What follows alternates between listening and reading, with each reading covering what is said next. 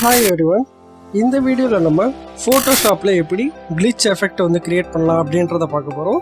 அதுக்கப்புறமா நம்ம கிரியேட் பண்ண அந்த கிளிச் எஃபெக்டை எப்படி இமேஜ் சீக்வன்சஸாக அரேஞ்ச் பண்ணி கிளிப் ஃபைலாக மாற்றலாம் அப்படின்றத ஃபோட்டோஷாப்லேயே நம்ம பார்க்க போகிறோம். வாங்க.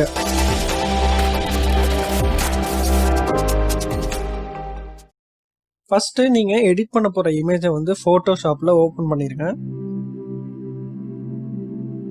ஓப்பன் பண்ணிவிட்டு நீங்கள் சப்ஜெக்ட் வந்து செப்பரேட் பண்ணி ஒர்க் பண்ணணும்னு நினச்சிங்க அப்படின்னா குயிக் செலெக்ஷன் டூல் யூஸ் பண்ணி ஃபஸ்ட்டு நான் சப்ஜெக்டை வந்து செலக்ட் பண்ணிக்கிறேன். இது வந்து உங்களுடைய சாய்ஸ் தான். நீங்கள் பேக்ரவுண்டையும் சேர்த்து அந்த கிளிச் எஃபெக்ட் தரணும் அப்படின்னா நீங்கள் உங்களுக்கு ஏற்ற மாதிரி அதை யூஸ் பண்ணிடுங்க. அடுத்ததான் நான் அந்த செலக்ட் பண்ணதை நியூ லேயரில் கொண்டு வந்துடுறேன். அதுக்கு Ctrl+J கொடுத்துட்றேன். அண்ட் இதை வந்து ஒரு 2 காப்பி எடுக்கிறதுக்காக 2 தடவை Ctrl+J கொடுத்து அதோட நேமையும் நான் சேஞ்ச் பண்ணிடுறேன். ஓகே, இப்போ நம்ம இந்த லேயரோட கலர்ஸை வந்து மாற்றுறதுக்காக ஒரு நியூ ஆப்ஷன்ஸ் வந்து போகலாம். ஜஸ்ட் இந்த பிளெண்டிங் ஆப்ஷன்ஸ் அப்படின்றத ஓப்பன் பண்ணிவிட்டு சேனல்ஸ் அப்படின்றதுல ரெட்டை வந்து நீங்கள் டிக் பண்ணிட்டீங்க அப்படின்னா அந்த கலர் வந்து நமக்கு சைடில் வந்து காட்டும். ஜஸ்ட் நீங்கள் ரேண்டமாக எதையாவது ஒரு சேனலை வந்து அன்டிக் பண்ணிட்டீங்க அப்படின்னா இந்த மாதிரி கலர் சேஞ்சஸ் வந்து ஆகும். இது வந்து எப்படின்னா அந்த லேயருக்கு ஒரு கலர் வந்து தர்றது மாதிரி தான். ஒரு சேனல் வந்து நம்ம ஹைட் பண்ணுறோம், அதனால் அதோட கலர்ஸ் வந்து மாறுது. அடுத்தது ஏதாவது ஒரு லேயரை நீங்கள் மூவ் பண்ணுறப்ப உங்களுக்கு அந்த டிஃப்ரென்ஸ் வந்து தெரிய ஆரம்பிக்கும். ஜஸ்ட் நம்ம இப்போ சேனல்ஸ் வந்து ஹைட் பண்ணதை 2 சைடும் மூவ் பண்ணிக்கலாம். ஓகே, இப்போ வந்து நம்ம அந்த கலர் சேனல்ஸ் வந்து ஹைட் பண்ணோம் இல்லையா, அதை வந்து நம்ம செலக்ட் பண்ணிவிட்டு இந்த மாதிரி ரெக்டாங்கிள் வந்து சூஸ் பண்ணிவிட்டு ஜஸ்ட் ரேண்டமாக அங்கேயும் இங்கேயும் செலக்ட் பண்ணிடுங்க. ஜஸ்ட் கிளிச் எஃபெக்ட் வந்து பார்த்திங்கன்னா மோஸ்ட்லி அந்த ரெக்டாங்கிள் ஷேப்பில் வந்து நமக்கு தெரியும். அண்ட் அதுக்கு வந்து ஆர்டர் அப்படின்றது கிடையாது. ரேண்டமாக நம்ம வந்து செலக்ட் பண்ணிவிட்டு ஜஸ்ட் மூவ் பண்ணால் கூட அது வந்து கிளிச் எஃபெக்ட் மாதிரி தான் தெரியும். ஓகே, இப்போ செலெக்ஷன் இருக்கிறப்பயே மூவ் டூல் யூஸ் பண்ணி நீங்கள் அப்படியே நவுத்துனீங்க அப்படின்னா நமக்கு அந்த கிளிச் எஃபெக்ட் வந்து தெரியும். இந்த கலர் வேரியேஷன்ஸ் எதனாலனா நம்ம அந்த சேனல்ஸை வந்து நம்ம அன்டிக் பண்ணோம். ஒரு சேனல்ஸை வந்து ஹைட் பண்ணனால இந்த கலர்ஸ் வந்து வருது. அந்த சேனல்ஸை வந்து ஹைட் பண்ணாமல் சாலிட் கலர் கிரேடியன்ட் அந்த மாதிரி சூஸ் பண்ணிட்டு கூட இந்த மெத்தட் வந்து பண்ணிங்க அப்படின்னா ஒர்க் அவுட் ஆகும். சேம் அதே மாதிரி 3வது லேயர்லேயும் ரெக்டாங்கிள் அப்படின்றத செலக்ட் பண்ணிவிட்டு நீங்கள் இந்த மாதிரி ரேண்டமாக வந்து செலக்ட் பண்ணலாம். கிளிச் எஃபெக்ட் நீங்கள் எப்படி இருக்கணும் அப்படின்றத விரும்பிட்டு செலக்ட் பண்ணிவிட்டு அடுத்ததாக மூவ் டூல் யூஸ் பண்ணி நீங்கள் அப்படியே நவுத்துனீங்க அப்படின்னா இந்த மாதிரி கிளிச் எஃபெக்ட் வந்து நமக்கு கிடைக்கும். இது வந்து ஒரு ரியலிஸ்டிக்கான கிளிச் எஃபெக்ட் வந்து இந்த மெத்தட் மூலமா ஈஸியாக நம்மளால் கிளிச் எஃபெக்டை வந்து கிரியேட் பண்ணிட முடியும்.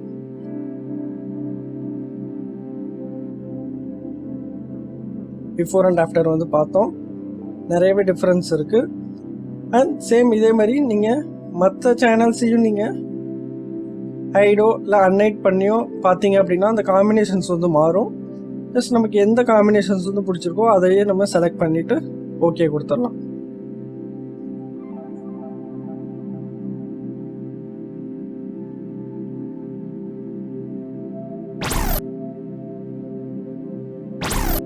அடுத்ததாக இப்போ நம்ம பேக்ரவுண்ட் அண்ட் ஓவர்லேஸ் வந்து இதில் ஆட் பண்ண போகிறோம். இது வந்து ஆப்ஷனல் தான். நமக்கு எடிட் வந்து கம்ப்ளீட்டாக வேணும்னா நம்ம அந்த பேக்ரவுண்ட் அண்ட் ஓவர்லேஸ்லாம் வச்சா நல்லாயிருக்கும். நான் இந்த கிளிச் பேக்ரவுண்ட் வந்து பின்னாடி ப்ளேஸ் பண்ணால் நல்லாயிருக்கும்னு நினச்சேன்.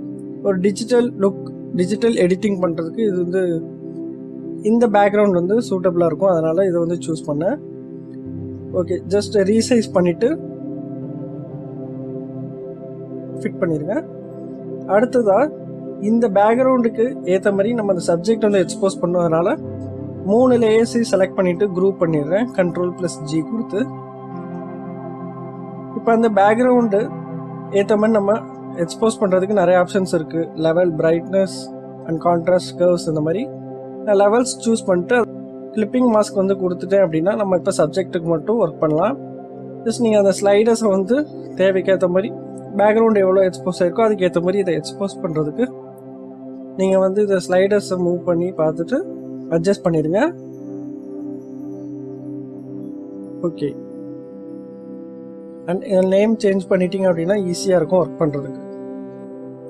அடுத்ததாக இந்த மேட்ரிக்ஸ் ஓவர்லேஸ் வந்து யூஸ் பண்ணலாம். ஜஸ்ட் இது யூஸ் பண்ணால் அந்த டிஜிட்டல் இருக்கிறதுக்கு கிளிச் பேக்ரவுண்ட் இந்த மாதிரி மேட்ரிக்ஸ் ஓவர்லேஸ் இந்த மாதிரி யூஸ் பண்ணுறப்போ இந்த டிஜிட்டல் எடிட்டிங்க்கு வந்து நல்லாயிருக்கும், பார்க்கறதுக்கு நல்லாயிருக்கும் அப்படின்றதுக்காக இந்த பேக்ரவுண்ட் வந்து ஓவர்லேஸ் வந்து யூஸ்ஃபுல்லாக இருக்கும்.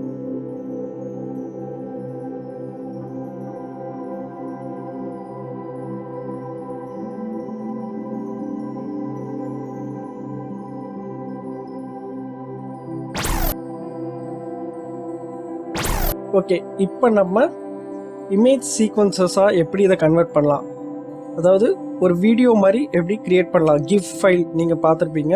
அதுக்கு முன்னாடி அந்த லெவல்ஸ் அண்டு குரூப் நம்ம க்ரியேட் பண்ணி வச்சுருந்ததை ஒரே லேயராக மெர்ஜ் பண்ணுறதுக்கு Ctrl+E கொடுத்துருங்க. ஓகே, இப்போ நம்ம இந்த டைம்லைன் அப்படின்ற ஆப்ஷனை வந்து யூஸ் பண்ணி நம்ம கிஃப் வந்து க்ரியேட் பண்ணலாம்.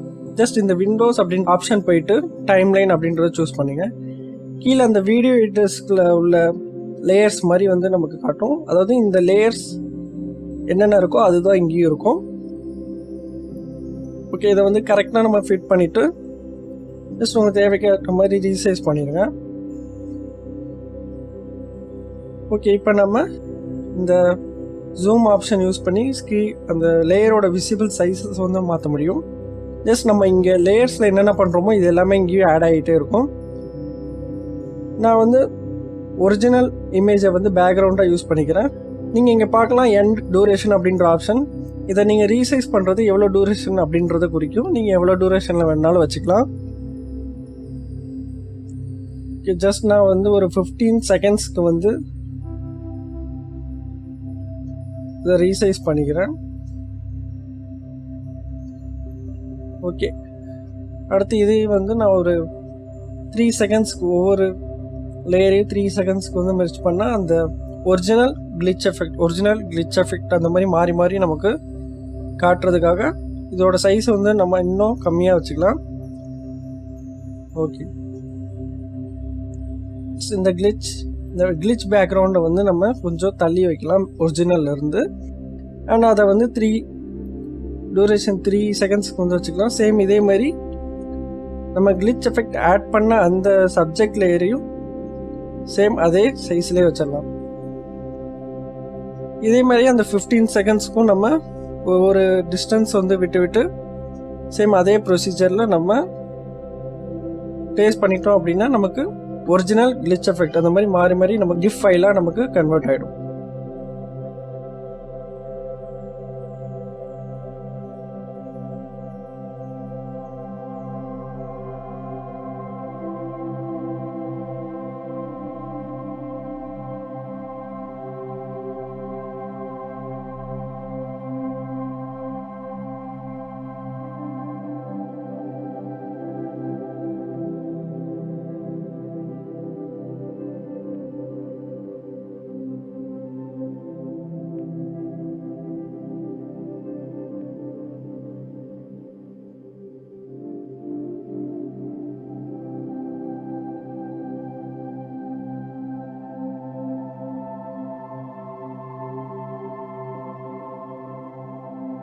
ஓகே, இப்போ நம்ம சரியான டிஸ்டன்ஸில் வந்து 15 செகண்ட்ஸ்க்கு வந்து ப்ளேஸ் பண்ணிட்டோம். இப்போ ப்ளே பண்ணி பார்க்கலாம்.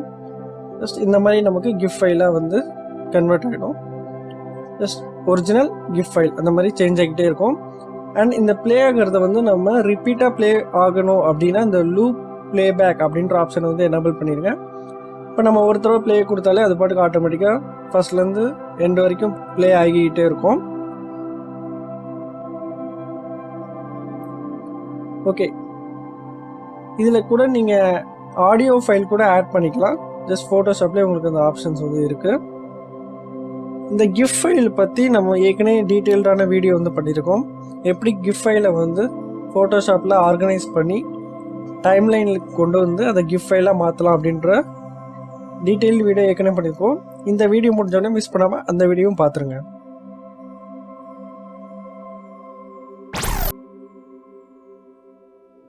ஓகே, இப்போ நம்ம கிஃப் இமேஜ் சீக்வன்சஸாக கன்வெர்ட் பண்ணதை ஃபைல் போயிட்டு சேவ் ஃபார் வெப் அப்படின்ற ஆப்ஷன் மூலமா கிஃப் ஃபைலாக நம்மளால சேவ் பண்ணிட முடியும். ஜஸ்ட் இதை ஃபிட் பண்ணிட்டு இந்த இடத்துல நமக்கு நிறைய ஆப்ஷன்ஸ் வந்து இருக்கு. கிஃப் பிஎன்ஜி இந்த மாதிரி கிஃப் அப்படின்றத செலக்ட் பண்ணியிருக்கேன். கீழே இந்த லூப்பிங் ஆப்ஷன்ஸ் அப்படின்றதுல எத்தனை முறை இந்த கிஃப் ஃபைல் வந்து ப்ளே ஆகணும் அப்படின்றத இங்கேயே நம்மளால செலக்ட் பண்ணிட முடியும். ஒன்ஸ் கொடுத்தீங்கன்னா ஒரு தடவை செலக்ட் ஆகும், ஃபார்வர் கொடுத்தீங்கன்னா தொடர்ந்து ப்ளே ஆகிட்டே இருக்கும். அதெல்லாம் எத்தனை டைம்ஸ் அப்படி ப்ளே ஆகணும் அப்படின்ற ஆப்ஷனும் இருக்குது. ஜஸ்ட் அதை செலக்ட் பண்ணிவிட்டு இந்த ப்ளே பட்டன் யூஸ் பண்ணி நீங்கள் ப்ரிவ்யூ மாதிரி பார்த்துக்கலாம். ஜஸ்ட் இது வந்து 2 முறை நமக்கு தொடர்ந்து லூப்பிங் ஆப்ஷன்ஸ் வந்து 2 டைம்ஸ் அப்படின்றது வச்சனால நமக்கு 2 முறை ப்ளே ஆச்சு. இந்த மாதிரி நமக்கு எந்த ஆப்ஷன்ஸ் வேணுமோ கொடுத்துட்டு சேவ் கொடுத்துருங்க. இதுதான் வந்து அவுட்புட் ஃபைல் கிஃப்ட் ஃபைலை நம்ம கன்வெர்ட் பண்ணிட்டோம். கண்டிப்பாக இந்த வீடியோ உங்களுக்கு பிடிச்சிருக்கும் நம்புகிறேன். பிடிச்சிருந்தா லைக் பண்ணுங்கள், ஷேர் பண்ணுங்கள். மறக்காமல் பாசிபிள் ப்ரோ சேனலுக்கு சப்ஸ்கிரைப் பண்ணிட்டு அந்த பெல் ஐக்கானை ப்ரெஸ் பண்ணிடுங்க. இனி வரக்கூடிய எந்த வீடியோ நோட்டிஃபிகேஷன்ஸும் மிஸ் பண்ணாமல் இருக்க. கடைசியாக நன்றி.